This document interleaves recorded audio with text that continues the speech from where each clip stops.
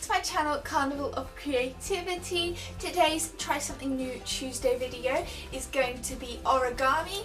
Now, there are so many different levels of ease on anything that you make with origami. Today I'm just going to be showing you how to make a cute little box. You can use these if you ever gift jewellery or something that you've either bought or made that doesn't have a box, or just to put other little things in as well.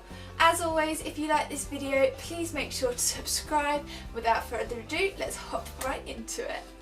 So the first thing you want to do to make the origami trinket boxes is grab some paper or card, depending on how strong you want your box to be, and cut it into a square.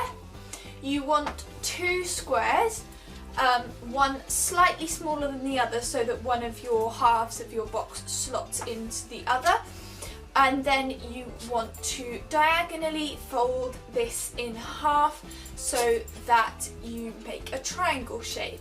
Then you want to unfold this and fold it again on the other diagonal to make a cross fold across your paper, before then poking each corner up to the middle point and folding on each of the corners as well.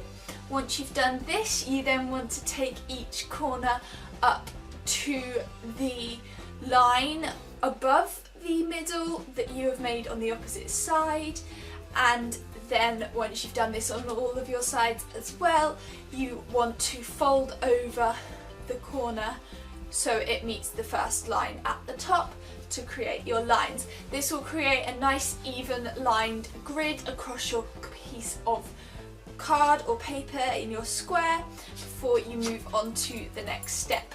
Now, for the next step, you can use some Pritt stick to make sure that it stays in place, but it isn't necessary, it should stay together anyway as well. So what you want to do is you want to, the middle four squares of your square are going to be how big the actual box is. So you want to fold it over so you've got two bits that go together like that, and then your triangular flap that goes along the bottom. You do this on both of the two sides before then folding one of your squares on a diagonal to allow the other sides to fold up as well. And then that is basically it. Once you've folded both of the ends in on the diagonals on both sides, you have then made your basic box shape, and you just want to repeat this process with a slightly bigger square or a slightly smaller square, depending on which one you've done first, to create either the bottom or the lid of the box as well. And the sky really is the limit. You can put anything in these boxes. They are so versatile, so easy to make, and so inexpensive. You might as well just fill your house with them. So if you like this video, please make sure to subscribe, and I will see you all later. Bye guys!